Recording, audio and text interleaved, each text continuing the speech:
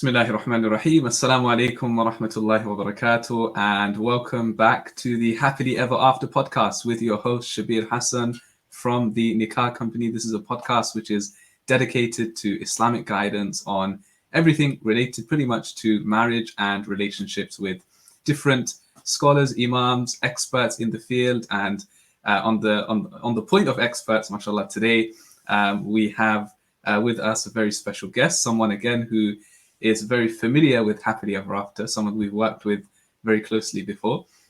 Sister Ayesha Aslam from Sakoon Counselling. Assalamu alaikum. Hey, walaikum salam. How are you? Good, alhamdulillah. Very, very well. How are you doing? Alhamdulillah. Jazakallah khair Alhamdulillah. for inviting me. No, thank you so much for joining us. And like I said, you're no stranger to the Nikah Co and the work that we've done and the seminars. So alhamdulillah, it's a pleasure to have you back on. With the Happily Ever After, keeping the theme going. Of course, this is the podcast, so today we're going to be discussing, as you can see from the title, I've put it quite informally, all the premarital stuff, right? So this is really what a lot of the work that you're involved with, Sister Aisha, which is a lot of the premarital. I mean, not that you don't involve yourself with anything after that, but this is really important, really, really important stuff. And we're going to jump straight into it. Because one thing that we've spoken about in the past as well is how this whole, like, obviously we see marriage as a journey in and of itself, but there is almost, you could say, like a journey even before marriage, like to even get to that, in which you have to discover yourself and discover the other individual, and this is why this is what I really wanted to speak to you about, but before we get there, I know Sakoon are really big on premarital counselling, and that may come as a shock for some people that there is even such thing as premarital counselling, because people think counselling is this really kind of negative thing where only when there's real kind of issues and marriage has hit rock bottom, that's when you have to resort to a counsellor or therapist. So do you mind just starting us off with what exactly is premarital counselling? Sure. And I guess, again, it's a key thing that you just mentioned. The journey starts before marriage, which is what Yeah. a lot of people don't really focus on. It's very much about the big day. But when we just think a little bit about the statistics that's out there, there's over 60% of first marriages that end in divorce. And that's with all communities and all cultures. So it's not specific to just one particular culture or one particular faith. It happens in all communities. And one of the key contributing factors towards this is people are not prepared when it comes to marriage. And I don't know about yourself, but we're often told whilst we're growing up that we've really got to educate ourselves in doing well in our grades, making sure we do well in our subjects whilst we're at school, so we can get a really good job, so we can get a good house. And this is what's really emphasized upon as we're growing up, but we're not.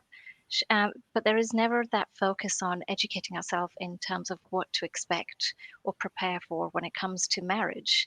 And when we think a little bit about premarital counseling, in essence, it's really about looking at how one can prepare for marriage, having a much more realistic perspective as opposed to an idealistic perspective, which society portrays this sort of idealized, romanticized view that we're very much influenced by. So when you think about Bollywood, it's all about this sort of love story that happens, and everyone lives happily ever after. But the reality is even in Islam, it talks about two garments, that you're a garment towards one another, that it fulfills half of your deen. So that in itself also represents the sort of hardships that you will also endure when it comes to marriage. But there's also so much beauty, and there's so much connection and sense of belonging, that also is part of marriage. So we also need to think a little bit about, what does marriage involve? It's not just about love. It's not just about connection and compatibility with your partner, but it's also about looking a little bit outside of the box. So when it comes to conflicts, how would you address conflict? Do you address conflicts in the same way as your partner, or would you say you address it differently? So one of the kind of key common issues that I come across time and time again when I work with couples is that one partner wants to sort of address the issue there and then, they want to resolve the problem. And then another partner would say, well, actually, I really need to have that space. I need to diffuse my emotions before I can even have a conversation. And for others, they want to completely avoid it if they can. Yeah. And then that in itself can have an impact on another partner. So when you sort of explore these issues prior to marriage, what you're doing is you're understanding your partner on such a deeper level. And these are the sorts of conversations people don't have before Mm. marriage. And then they leap into it, and it's almost like a shock horror. Oh my gosh, this is not what I signed up for. It's not that sort of image that I had. So it is that idea of preparing. It could be looking at sort of how you deal with arguments. How do you formulate decisions? Would it be that ultimately it's the husband that makes the decision, or would it be a joint way of making decisions, or would other family members be involved in the decision making process? And how do you both feel about that? Is there an agreement? Looking at differences as well. So how do we address differences in a relationship? So I gave you an example of conflict. Mm. What about when it comes to expectations? Do you both have different expectations of each other as a partner, or what's your sort of vision in a marriage? What does that look like? And sort of addressing that so that the two of you are both on the same level, as opposed to it being quite different. And that has come up quite often in our sessions as well. When I work with couples, is they came into a marriage having this particular view, only to realize that it was very different to what they Mm. expected, Yeah. and wanting their partner to be a very different person to who they actually are. So sometimes people go into relationships wanting this particular image when that's not the case. Um, Premarital counseling, it also gives you the opportunity to understand yourself better, like you mentioned. Mm. So understanding yourself, but also your partner on a such deeper level. And I've had couples who've been married for over 30, 40 years, and they've actually given feedback that they've never actually got to know their partner in the way that they have done through the counseling process. And if they Wow. knew this information, it would have avoided a lot of pitfalls within their marriage. Mm. Yeah. So you mentioned, it's really interesting. You've mentioned like quite a few different things there. One thing which is before we even come to the partner or the individual that you're looking to marry, Mm. which is you've mentioned, discovering yourself, which again, to some it may sound a bit cliche, to others that might not even make sense at all. Like, what does that even Yeah. mean to discover yourself? You just never think of that. And I guess one key thing that a lot of people don't think about is we're always exploring what am I looking for in a Mm. spouse, what am I looking for in the ideal partner, but we never think about how do I make myself the ideal partner, Mm. and how what is it that I can improve before I start looking elsewhere. So, what kind of pointers can you give there for someone who maybe has never really thought about this? Mm. Where do you begin when it comes to trying to discover yourself? What advice would you give to someone that's trying to start that process? Sure. So within this context, when it comes to looking for a marriage partner, I would start with this importance of what is your intention for wanting Mm. to get married. Is it because you actually want to get married, or is it a particular need that you're trying to fulfill? Um, is it that you don't have such great relationships, and this is a way of sort of fulfilling that in your life? Mm. Would it be that you're having a lot of arguments at home and you want to escape, and you just feel like Mm. I've had enough and that's it? And I just want to have my own place. And this is the avenue, this is the way to do it. Um, so people get married for different reasons. And it Yeah. is so important that you're getting married because it's something you want for yourself. But it's also really important about if there's any sort of struggles or difficulties that you're going through, this needs to be addressed prior to getting married. So, for example, if you acknowledge and recognize, for example, you might have an anger issue, it's Mm. not about, well, I'm going to get married and that will resolve my problem, because that's not going to happen. It's really about you having to take ownership, you taking Mm. responsibility, and recognizing, okay, this is a concern that I have. How would that have an impact on a relationship? Rather than, if I get married, this will solve the problem. And we've got to think a little bit about taking responsibility, um, recognizing where is that anger coming from. So this is where it connects to you on a deeper level, that some people may not have had these conversations with themselves, and it's very much looking outside in as opposed to inside Mm. out. And this is where it can be really helpful for people to start to think about it. Sometimes people have very low self-esteem, and it's that sense of validation. If someone accepts me in marriage, then it makes me feel good about myself, that I'm accepted. Mm. But then when there's arguments, it may then trigger off the low self-esteem issues. See, that's why um, I'm not a good person. People don't like me. I'm not that of a great person. So there's all of these elements that will Yeah. keep coming into a relationship. So when it comes to the person, it's really about looking at um, what are one's strengths? What can you contribute to a relationship? And what do you think might possibly be a barrier in Mm. relationships? So looking at it from that perspective, as well as looking at what it is that you want in a partner, I think that's also equally important. What are the character traits? What are the qualities that you're looking for in a partner? What is important to you is necessary, but you've also got to look at yourself too. Mm. Yeah, interesting. We even from a spiritual perspective, it's very similar advice in the sense that some of the points you've mentioned when it comes to someone looking to get married and they have maybe things they need to work on in terms of their spiritual development, but they assume that by getting married, all of that is automatically going to be put, and set right. So Yes. it could be as basic as I'm not really on top of my prayers, Mm, but when I get married, I'm sure my spouse will wake me up for yeah. Fajr and just get me praying, which is really it's quite dangerous because you're setting so much up in terms of expectations for the other individual. They Yes. might be like, "Whoa, I didn't sign up to, get your prayers back on track. Like I signed up to marry you, and Yes. for a different purpose." Yeah. Yeah, and this connects with the expectations, these sort of Mm. ideals that a person is depending upon in order for them to feel that this is what a marriage is about. But if they haven't had Mm. them conversations, Yeah. then this is where it goes into, whoa, what's going on here? Yeah, definitely. So, on the point of just trying to discover yourself, so you've mentioned some really good points there.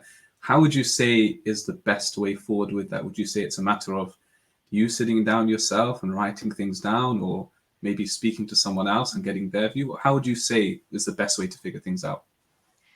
I guess it's different for different people, but Mm. the reality is we're all on a journey, and Yeah. within that journey, we're going to go through different stages, different experiences in our life, and then that is what's going to make us who we are as Yeah. we sort of go forward in life. So, for example, if someone's had a difficult relationship in their past, and now they're embarking on wanting to get married, it may evoke some issues of trust or feeling that feeling quite insecure or feeling quite fearful Mm. to sort of commit to a person. So these are the sorts of concepts that people may not necessarily be aware of, and through Mm. the idea of talking to somebody who has either gone through marriage and is quite wise and has that experience, can sort of share some of their personal experiences, or talking to a therapist, a counselor, come to Sakoon, Yeah. um, then you can sort of start to look at yourself on a far deeper level. Mm. And this is what we do. We want to help people to help themselves so that they can have that successful, healthy, secure, and realistic relationship in their lives. Yeah, because I guess at the end of the day, I mean, there's only so much you yourself can really figure out about yourself. Sometimes you just really need someone else to point it out, something Yes. you may not be seeing. So yeah, absolutely, those are great points. Again, when it comes down to, so you've spoken about discovering yourself, and then obviously it comes to the other individual. You've already mentioned a few interesting concepts, such as this whole Bollywood kind of perspective on things, where it's very exciting initially. Yeah, I just want to jump into a marriage and things are going to be great, Yeah. and all of that. But again, we haven't. Sometimes we tend to ignore the most important things. You've mentioned escapism as well, which is a huge one today. Mm, People, they just want to get married because the current life that they're living is not very yeah. fulfilling, and they think again getting married is going to solve all of those problems. So with that being in mind, again, a similar kind of question now that because Islamically we are taught as well that before you get married, you must look at the individual you are getting married to, and there's compatibility and there's all of these things. So from your perspective, what kind of advice do you normally give to someone, again, when it's before they've even kind of gone on that journey to finding that the one? What would you say to them in terms of, here are some of the things you need to look out for? What do you normally advise? I think they have to be honest and transparent with themselves, and I think that Mm, in itself is a really difficult step to make, to acknowledge and recognize, okay, this is something I do, and I don't think this is going to be helpful in a relationship. I mm, avoid arguments, or I'm really just coming into a relationship because I've been pressured into it, because my oldest brother or sister is getting married, and being the eldest, it could be that, or it could just yeah. be siblings are getting married and I have to get married. There's that pressure there, or to do with age. And this coerces us into it. But then, are we fully committed? Are we fully wanting to be in a relationship? So there's a question of, are we doing it for ourselves, or are we doing it for other people, or for the sake Mm, of sort of avoiding conflict? So there's some of these aspects to sort of look at. Counseling is also an opportunity just to learn about yourself, and sort of mm, understand yourself on a deeper level. Um, so it's not really just looking at mental health concerns or psychological issues. It's also an opportunity to look at what you want in your life, how to enhance your life, mm, what sort of person you want to be as as an individual. What is important to you?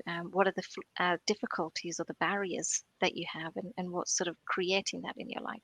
So mm, counseling can represent different um, needs for a person. It's not yeah. just about problems. It could also be about self-discovery, realization, looking at how you want to sort of live your life in the future, what sort of goals you want to achieve, or it could also Mm, be about preparation in certain journeys in life, like marriage.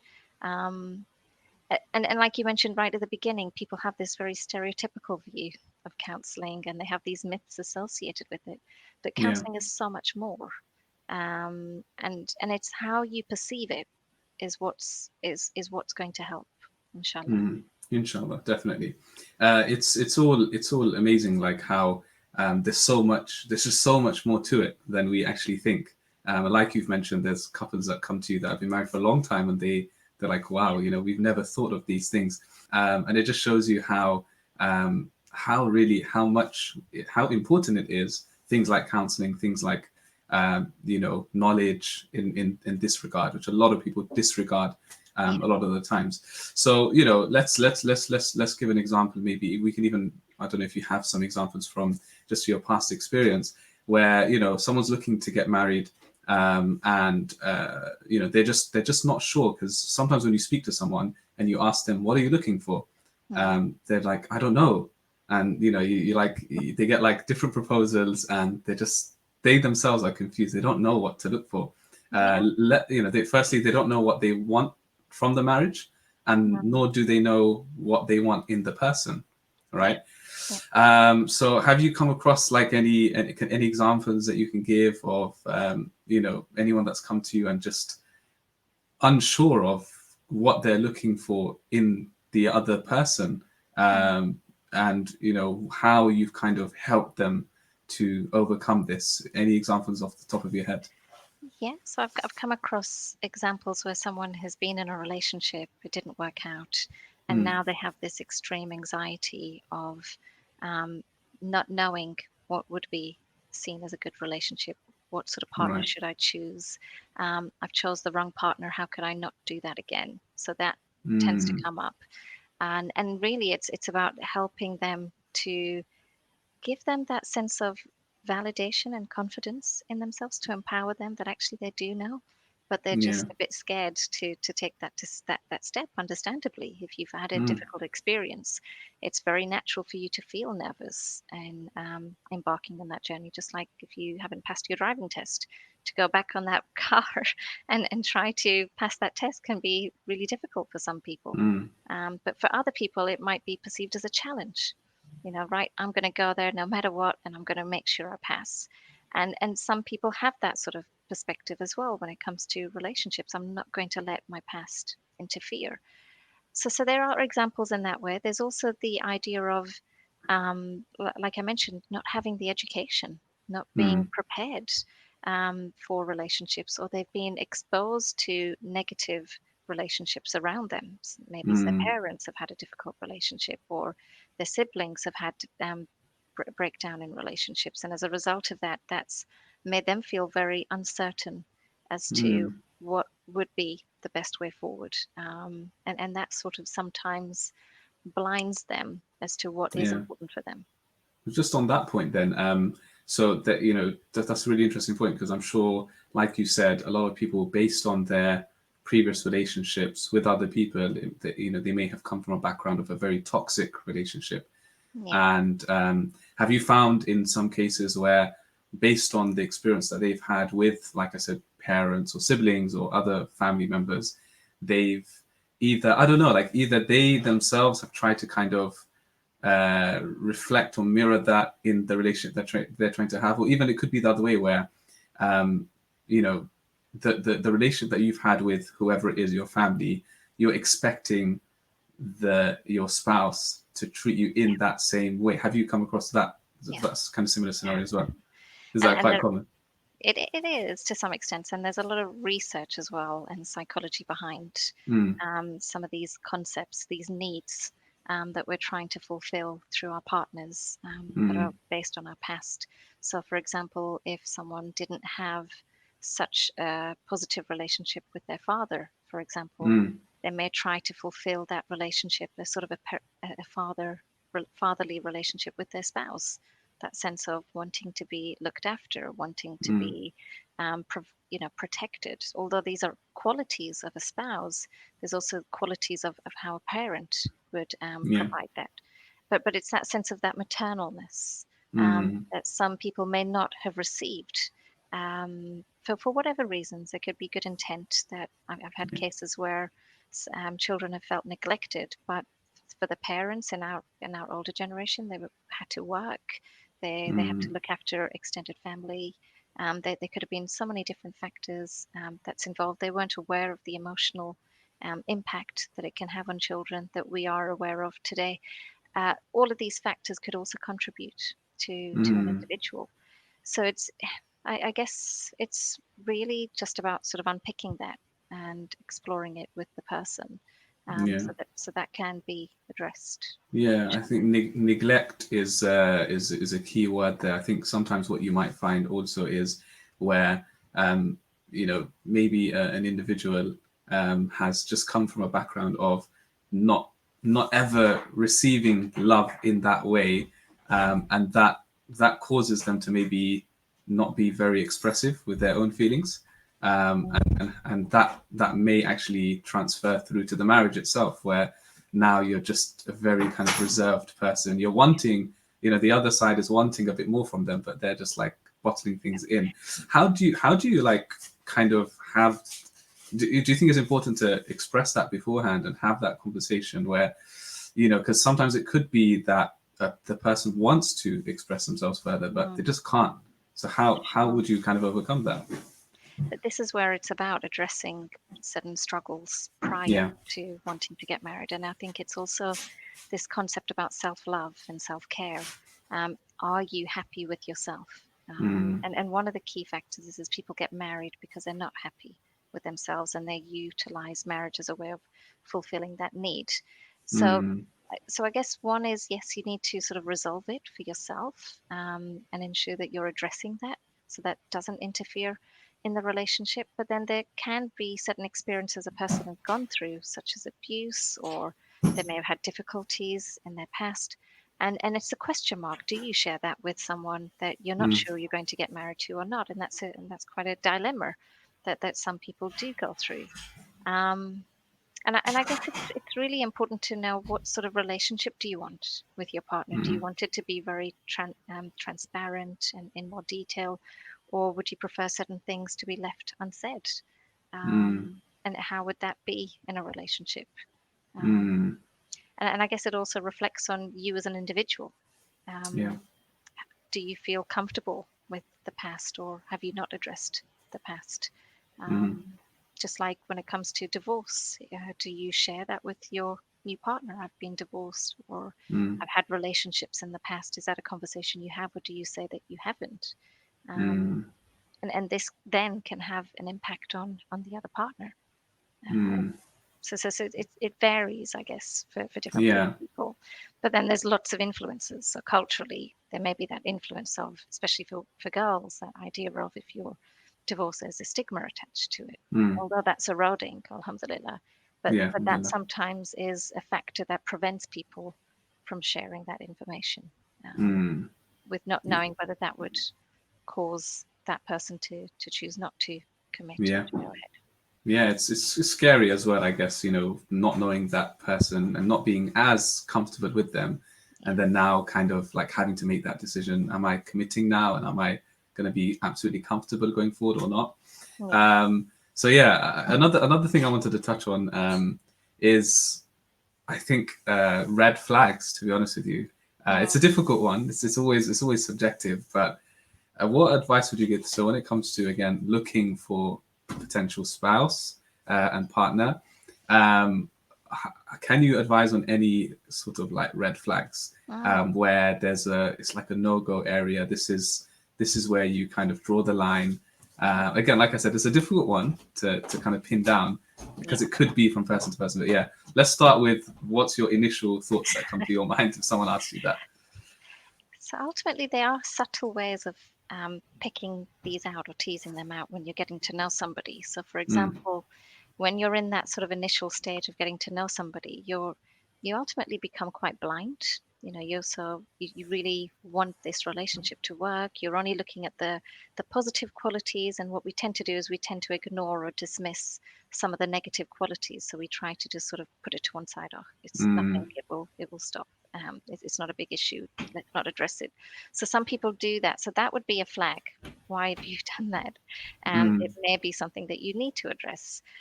Think a little bit about how you feel with that person whilst you're engaging with that person. Do you feel quite comfortable? Do you feel quite connected? Do you feel that they bring this sort of good side of you in that relationship, or do you feel like they put you down and they criticize you? And mm, there's a difference between sort of humor and sort of having a little joke compared to sort of really putting that person down, saying that mm. you're never going to be as good as me, or whatever it might be. So that would be a flag to sort of Yeah. raise in terms of how you feel. What's your experience when you're engaging with that particular Mm, person? Um, how do they respond to difficult situations is also a good yeah. factor to consider. So when there is a difficult situation, do they find it difficult to cope in them Mm, circumstances? Do they get very aggressive? Do they become quite passive and they sort of don't talk about the problem? Do they sort of walk away? Do they talk about them issues? Do they want to sort of have them conversations with you? That would also be an opportunity just to find out a little bit more about their sort of mechanisms, their strategies of how they deal with mm, situations. Or it could currently come up in the relationship. So when it comes to wedding preparations, you may notice because it's stressful as well as it's a beautiful experience. It's also quite stressful in itself, and you can also pick up on cues as to how they mm. manage, how they deal with that at that time. Yeah, yeah. I think that's a really good point about when times are a bit stressful or tough. I guess that's when your Can't true hide it. character is going to reflect, right? You can't always mask it the whole way through, You get a isn't it? glimpse. Yeah. Yeah, you get a glimpse exactly. At the end of the day, I mean, when it comes to things like marriage, you can't know 100% a person Mm. before you get married. There's always going to be things you discover afterwards, so you can't really know from the get-go, isn't it? So I think a large part of it is also risk that you're Mm, taking. And that's where the importance of istikhara and turning to Allah yeah. subhanahu wa ta'ala is so central. But I think also within Islam, what's so beautiful is that you also have your mehram and you have your Mm, references as well. So you also ask people who you trust to also sort of engage with them and sort of yeah. hear it from their perspective.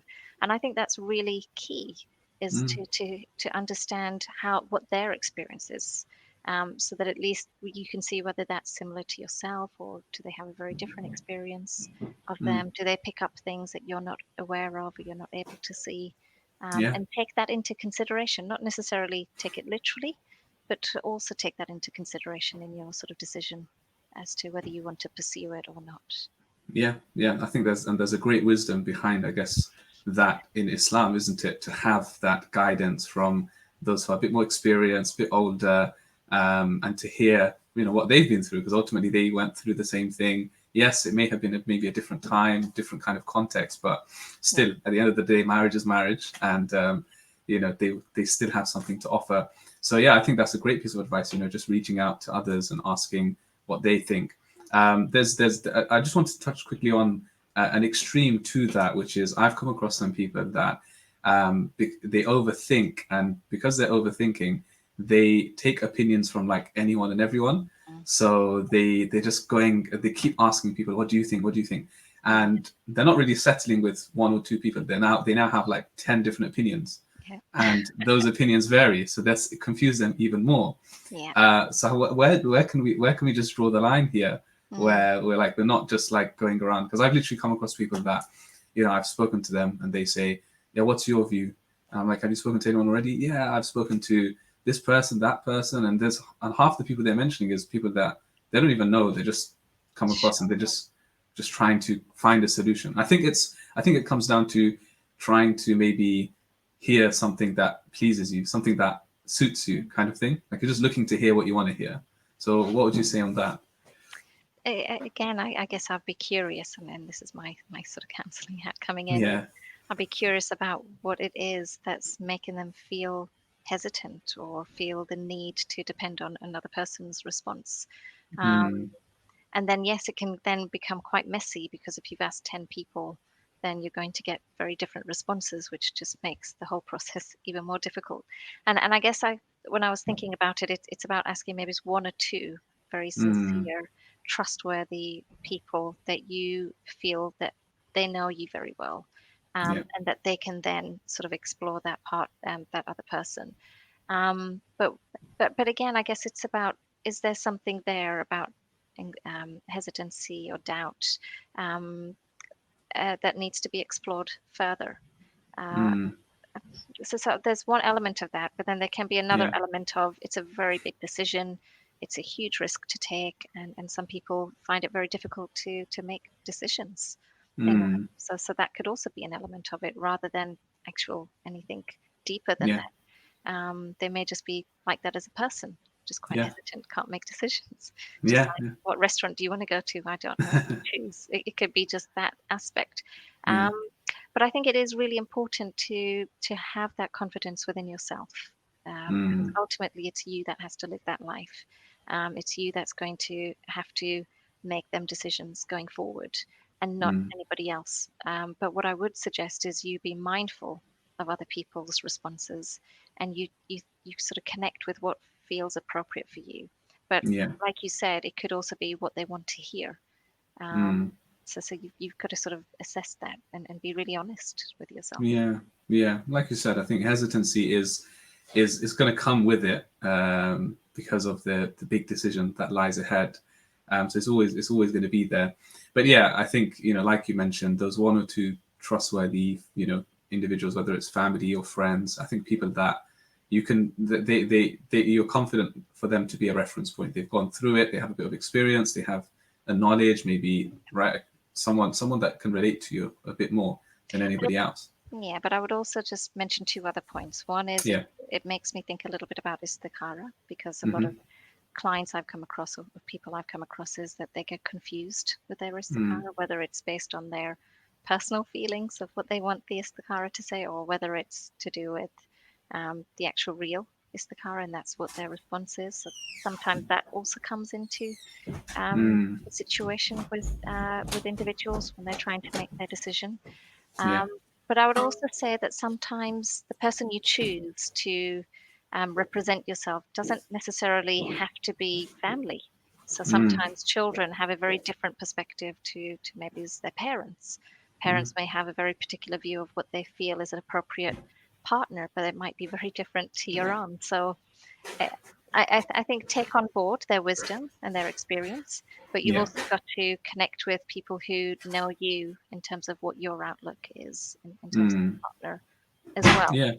Um, Yeah, and the two key concepts that we're talking about here is deeply embedded within our deen, which is istikhara, and then istishara, which is not just seeking guidance from Allah, but also seeking advice and consulting with others. So I think this is absolutely key when it comes to marriage, no doubt. Okay, that's great. So I mean, we've spoken a bit about some of those red flags. Like we said, you can't always pin things down. But just some, I just wanted to go through because it's interesting. You mentioned how you have people who have been married for like 20, 30 years and they come to you. So someone listening right now might be thinking, well, I'm already married and, I've never really thought about these things and things maybe have been okay or I've somehow got by. So I guess the question is it too late for people who are even married to kind of reassess and relook things and have different conversations? Because I guess people mature and develop over time and the relationship also develops, right? So on that, I'm thinking my initial thoughts are it's not a problem. I think it's a healthy thing to do. So again, from the counselling side, what is your advice on that? So when we think about premarital counseling, there's a lot of people that just perceive it as just those who are looking to get married Hmm. for the first time or they've never got married before. But premarital counseling can also include those who are already married, for those who are remarrying. Um, Mm. it could be for different contexts. So if you've got children but you want to get married and it's about the sort of step family sort of context as well. So premarital counseling is for literally so many different types of couples.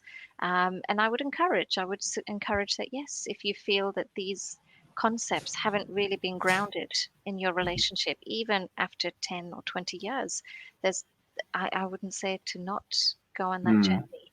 And premarital counseling is different to counseling. So counseling, when you're working with couples, is slightly different to premarital. So premarital is looking at all different areas Yeah. of a relationship and helping to create that in your relationship with your partner, so it avoids the pitfalls of conflict. Couples Mm. counseling is very much looking a little bit more at the conflicts that people are sort of going through, being able to address it, getting strategies, but also understanding each other on a deeper level. Mm. So it really depends on what would be the most suitable type of counselling. But that would be where the therapist would be able to assess the situation and then be able to address the needs of the couple. Mm. So okay, that's interesting. So there's different dynamics to the premarital and the actual counselling if you're already married. Let's just quickly just talk on that point again, more geared towards people who are already married, where conflicts are quite natural and there's going to be some disagreements from time to time. So again, on that, like, what would be some things that you kind of address usually when it comes to the conflict resolutions? I know that's a different topic in and of itself, and we can probably spend another whole podcast just on conflict resolution. But just real quick, just out of interest, again, what do you find is leads to that first and foremost, a lot of that conflict, Mm. and what quick tip would you give on overcoming that? I would say that you've just got to communicate. You have to communicate with Mm. each other. A lot of couples don't. They either avoid having the conversations because they know it's going to create an argument. That's the pattern that always happens. Yeah. It's a really sensitive issue as well. So it's almost like we know certain conversations we can have, and then there's certain conversations we just can't have, Yeah. because of the repetition of the pattern that keeps taking place. Mm. So I would say it is so important. It's vital to communicate. But if you feel like you're getting to a place where it's just not going anywhere, you're stuck, then I would suggest having a third person to sort of mediate or Mm. to sort of be able to support the two of you to move forward in them sorts of aspects. And conflict resolution, like you said, how do you resolve conflicts? Yeah. And this is what a lot of couples are not prepared for. They don't enter into a relationship thinking about how to resolve conflicts. It's very much focusing on we're really happy and Mm. that's the sort of vision that we have. And when it comes to conflicts, like I mentioned, people deal with conflicts in different ways. So I might be someone who likes to talk about feelings, whereas somebody else might say, I'm not into feelings at all. I just want to not address the issue at all. So this is where you've got to understand, how do both needs get met? Can there be a space where you can compromise? so each Yeah. partner's needs feel like they're being fulfilled. Definitely. Yeah. So really good points. I just want to. I'm going to put you on the spot slightly as we come to the end. I Gee, you just haven't want. done that already, should you? Yeah, I have. I'm sure I have. but No, uh, but but maybe just probing a bit more on because obviously most of what we've spoken about today is the on the premarital side and things to look for. I guess the final thing that I'm going to end with is in terms of advice. So some practical takeaway points, right? So if I were to ask you, Sister Aisha, as a counselor, what are the three top tips, the first three things that come to your mind that you're going to give someone who's looking to get married? It could be anything related to themselves or who they're looking to get married to or the relationship itself. But maybe some of them you've already covered. But yeah, the first three things that come to your mind as the three hot tips that you're going to give to someone looking to get married. Fire away. I would talk about the importance of self-love. It's so important that you're happy with yourself before you embark on that journey of marriage. If there are any particular issues or things that you've gone through, struggles in the past, address it. I think that needs to be addressed before you sort of embark on a journey, so it doesn't then sort of sprawl over into your relationship. And don't settle for just anybody. And it's important that you value yourself. It's important that you recognize that you're with somebody that you want to, rather than just settling for what you feel is appropriate. So that's what I would recommend. Yeah, I think some solid stuff there. Self-love, and also not rushing into things. Just really quickly, touching on those points again. We've spoken about discovering yourself, and again, self-love is a term that I can appreciate. Not everyone is going to again understand. For some people, it's like it's a really crazy kind of concept. What does that even Sure. mean to love yourself? Yeah. So how do you just over? I think even particularly for men, to be honest with you, it's a difficult thing to like think about for a lot of men Sure. because we've just kind of been the way that a lot of men have been raised is like, no, just keep things to yourself, kind of thing, bottle the emotions, and be a man type of thing, right? Yeah. Don't be, literally, there's terms used growing up we would hear like, don't be such a girl, those kind of things. And thinking about it now, it's like, what? So I can't display my emotions. I can't kind of cry, Can't cry. kind of thing, Yeah. right? Yeah. But that's just how we're raised, right? So then when you mention something like self love to a lot of men, it'll be like, I'm excluding women here, but from my perspective, for a lot of men, it's like, really, like, what does that even mean? So let me think So of it. yeah. So So maybe, again, how as a man, how do you overcome that?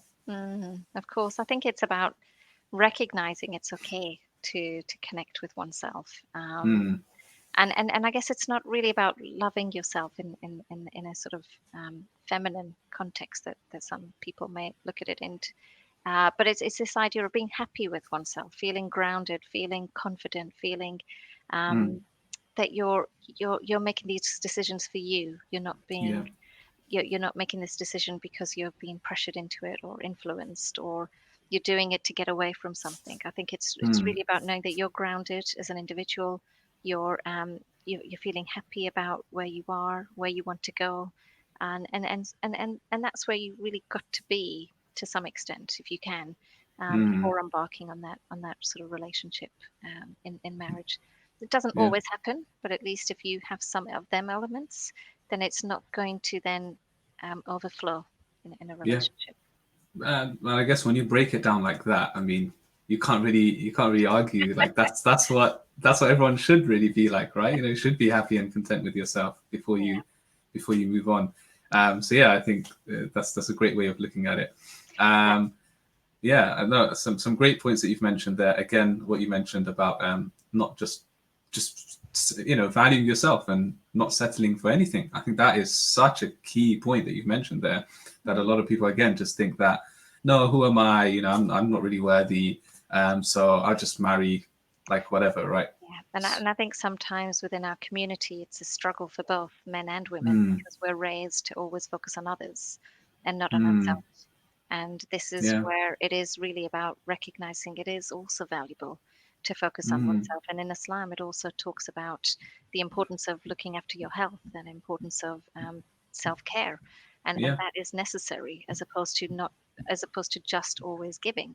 Mm. It is important to be selfless, but it's also important to be selfish, if you want to Yeah. use that term, in order to be able to help other people. Mm. But it's not a selfish element. It's just you valuing yourself.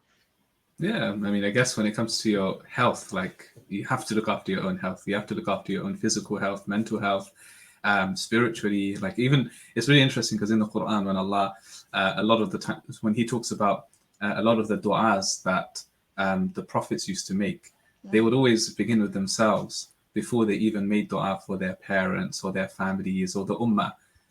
Like Prophet Noor alayhi salam, Prophet Ibrahim alayhi salam, in the Quran. So I found that really interesting when I discovered that because I think growing up again we were taught no, just make dua for others, Yeah, forget yourself for a moment, and then you're like, but from a spiritual perspective, don't I need forgiveness more than anyone? Don't I need to be selfish to get to Jannah before anyone? And I guess that same understanding you can just apply it here as well, exactly. isn't it? Yeah, Yeah, when it yeah, comes to these things. So yeah, I think really important points that you've mentioned. Yeah, I mean, alhamdulillah, I think we've covered some really important things here. Let's bring it back to end with, inshallah, with the premarital counselling side of things.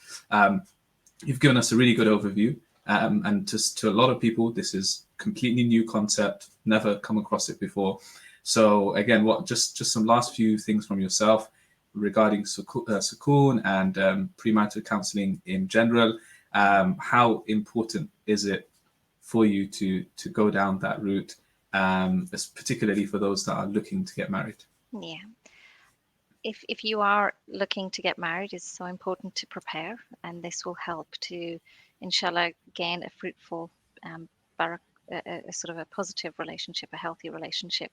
And it's really important that you're doing this because you want to, and not necessarily feeling this idea of you have to be pressured by others, or you feel um, that there's some negative influences that people may not necessarily feel. Counseling might Mm, be ideal for you, but it's really about you, and it's your future, and it's your life, and it's really about having to ensure that your needs are going to be fulfilled yeah. when you embark on that journey. And like you mentioned earlier, it's about that journey before marriage, not usually during that whole preparation whilst you're looking to get a partner, but it's also about looking at the sort of life that you had before.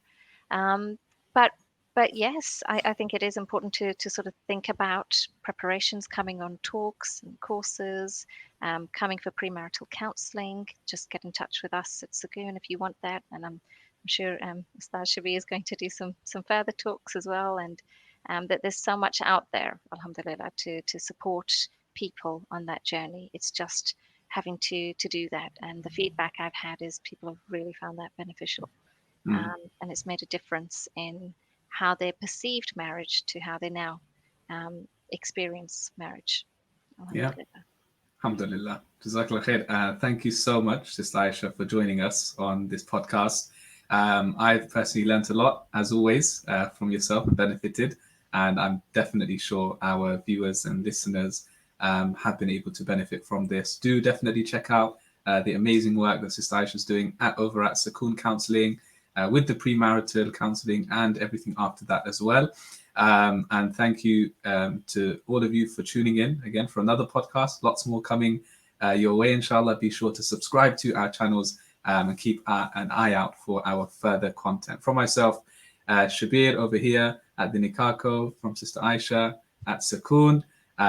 We will see you, inshallah, another time, hopefully. Take care of yourselves. Assalamu alaikum wa rahmatullahi wa barakatuh.